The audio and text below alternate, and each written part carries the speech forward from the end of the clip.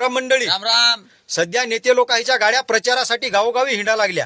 एका एका गावात कमीत कमी 10-10, 15-15 गाड्या या लागल्या. वा रे वा. तर ज्या वेळेस लॉकडाऊन लागलं होतं, बर. गरीब दुबळे लोक मुंबई पुण्यासारख्या ठिकाणी कामाला गेलते. हो. तर त्याहिले घराकडे वापस यायच्या वेळेस रेल्वे बंद, बस बंद, हा. सगळ्या येण्या जाण्याच्या सुविधा बंद होत्या. अरे वा रे वा. त्या टायमात हे गरीब दुबळे लोक लहान लहान 2-2, 4-4 वर्षाचे लेकरं घेऊन, बाया घेऊन, हा. काही काही बाया गर्भवती होत्या, हो ना. रस्त्यानं चालता चालता डिलेवाऱ्या झाल्या. त्या ह्याचे लेकरं मेले उन्हात आणत. अरे, अरे, तर त्यावेळेस कोणता एखादा चोट्टा नेता आला नाही हो, हो की ना. बुवा आमच्यावाली गाडी घ्या तुमच्या घरा लोक जा. नाही नाही नाही नाही. आणि जे श्रीमंत लोक होते, ज्याच्याजवळ 4 व्हीलर गाड्या होत्या, हो. त्याहिले दवाखान्यातून एक सर्टिफिकेट आणा हा. आणि तुम्ही कुठेही जा. अरे वा रे वा. पण गरीबाजवळ गाडी नव्हती, हो ना. बस नव्हती, रेल्वे चालू नव्हती. हा. सरकारनं 8 दिवस जरी 5 दिवस जरी सुविधा चालू केली असती की जेले जिथं जायचं तिथं जा, त्याच्यानंतर बंद, हो ना. तर हे चाललं असतं, गरीब दुबळे लोक मेले नसते. हो ना. पण सरकारनं गरीबाची काळजी घेतली नाही. अजिबात नाही. रोडवर मेले गरीब. प्रदूषित. तेव्हा कोणताही स्थानिक नेता आला नाही, आमदार आला नाही, खासदार आला नाही गरीबाच्या मदतीला धावून.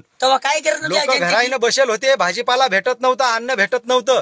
तेव्हा कोण्या एखाद्या नेत्याची गाडी आली नाही दारात की बुवा हे भाजीपाला घ्या का काही जरसं किराणा सामाईन घ्या. कोणताही नेता आला नाही. बरोबर. आणि आता मार, कोणी साड्या वाटा लागलं तर कोणी पैसे वाटते, कोणी दारू वाटते, कोणी मटण वाटते. अरे तेव्हा 5 रुपयाची कुरकुऱ्याची पुडी दिली नव्हती, दिली नाही दिली. गरज होती तेव्हा. बरोबर आहे. आणि आता काय वाटा लागले तुम्ही? खरी गोष्ट आहे ती.